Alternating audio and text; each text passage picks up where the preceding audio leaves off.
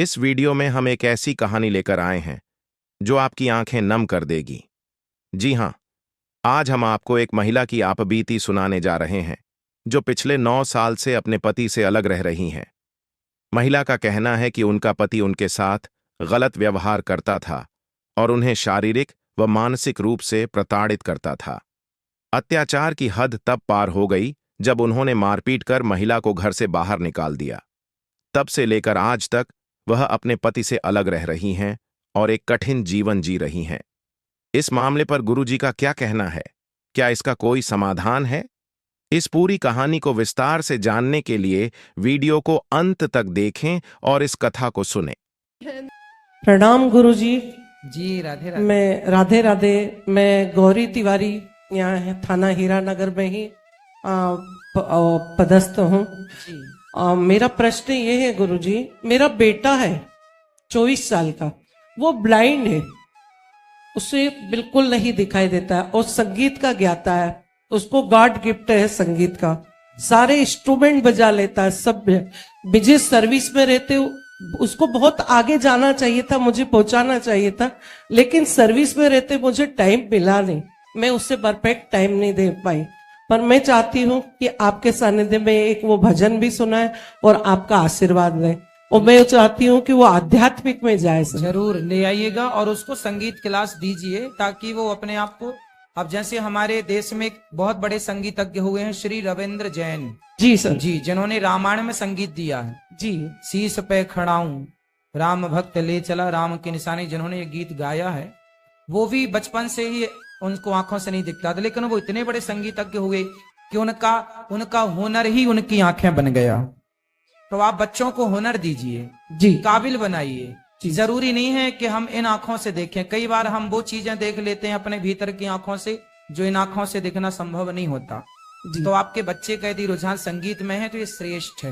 वो सारे इंस्ट्रूमेंट बजा लेता है, उसको सब गॉड गिफ्ट है। और संगीत का टीचर भी आसरा चैनल में, आसरा संस्था में जो मूक बधिर बच्चे होते हैं उनको वो संगीत सिखाता है। तो ले आना, ये दास भी दर्शन करेगा। जी गुरुवान। राधे राधे गुरु जी। जी गुरु जी, मेरा सवाल है आप कि गुरु मंत्र के क्या क्या फायदे होते हैं जीवन में, आप बता दीजिए। किसके? गुरु मंत्र लेने के। गुरु मंत्र लेने के फायदे?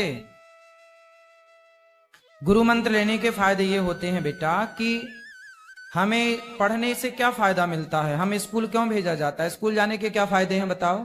सर, शिक्षा मिलती है। स्कूल में शिक्षा मिलती है और मंत्र लेने के बाद संस्कार मिलते हैं। संस्कार जरूरी है।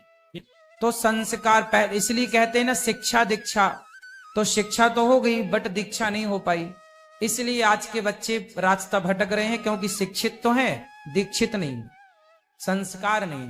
तो वो इतना ही जरूरी है जितनी जरूरी शिक्षा है। जी गुरु जी, प्रणाम गुरु जी। खुश रहिए।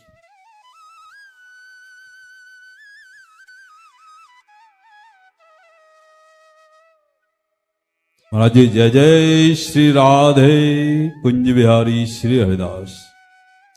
महाराज जी वृंदावन टटिया स्थान से कृपा पात्र हूं। वाह सुंदर। महाराज जी ध्यान में बैठता हूं माला लेके, जब मंत्र का जाप करता हूं, विचरण वृंदावन का ही रहता है, पर विचरण करते करते करते गुरु मंत्र छूट जाता है, पर विचरण मेरा चलता रहता है वृंदावन का, पर गुरु मंत्र मेरा छूट जाता है और फिर विचरण, और फिर समय भी निकल जाता है मेरा माला का। तो महाराज जी इसके लिए क्या किया? अच्छा है भगवान का, यदि आपका मन वृंदावन में है तो यही सबसे अच्छी बात है। और नाम तो काम, जैसे आप यहाँ बैठे थे उस समय भी आपकी श्वासों में, आप हमसे बात करें या बिस्तर पे जाकर सो जाएं, हर समय आपकी सांस चलती है, उसी तरह भगवान नाम चलना चाहिए। और वो मंत्र धीरे धीरे अभ्यास से होगा, है ना। और आप वृंदावन में रहते हैं अपने मन से, तो बहुत अच्छी बात है। आपका मन यहाँ वहां ना भटक के वृंदावन जाता है, ये सबसे अच्छी बात है।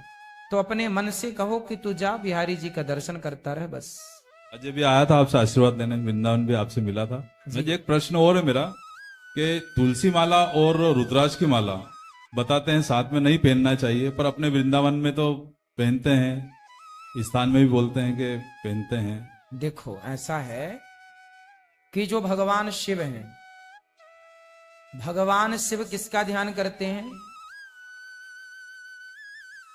भगवान श्री कृष्ण का जब जन्म हुआ तो भगवान कृष्ण को देखने के लिए भगवान शंकर भी आए कि नहीं? जिनका दर्शन करने के लिए शिवलोक से शिवजी आते हैं। राम जी का जन्म हुआ तो राम जी को देखने अवध में शंकर जी भी आए। जिनके दर्शन को पाने के लिए शिव जी भी लाइन में खड़े हैं। ऐसे भगवान को जब हृदय में बसा लिया तो जो शिव जी की आराधना करता है, जो शिव जी की पूजा करता है, वो शिव जी की पूजा करने के बाद ही भगवान कृष्ण और राम की पूजा, श्रीमन नारायण की पूजा करने का अधिकारी होता है। तो जब आप नाव से किनारे पहुंच जाएंगे तो नाव अपने आप छूट जाएगी। नाव में तब तक ही बैठा जाता है जब तक कि आप किनारे पर नहीं पहुंचे। किनारे पर पहुंचने पर भी आप नाव में बैठे रहेंगे तो किनारे पहुंचने का अर्थ क्या हुआ?